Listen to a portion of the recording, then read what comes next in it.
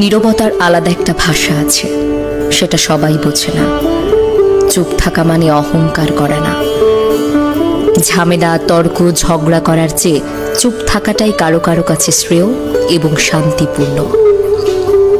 কথা সবাই বলতে পারে, তবুও যে আপনার সাথে তর্কে জড়াচ্ছে না, তার সুন্দর একটা মানসিকতা আছে, আপনাকে সম্মান দেওয়ার মানসিকতা।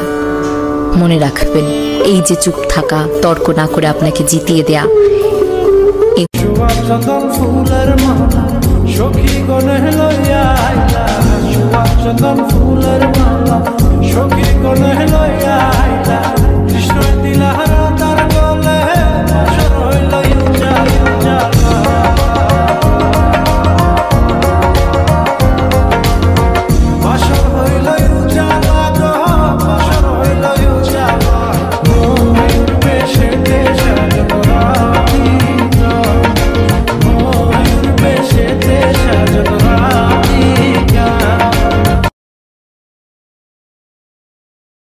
তোমার রিজিকে যা আছে এটা দুই পাহাড়ের মাঝখানে থাকলেও এটা তুমি পাবা, আর যেটা তোমার রিজিকে নাই ওইটা অনেক দূর থেকে আনার পরেও হাত দিয়ে নিয়ে দুই ঠোঁটের মাঝ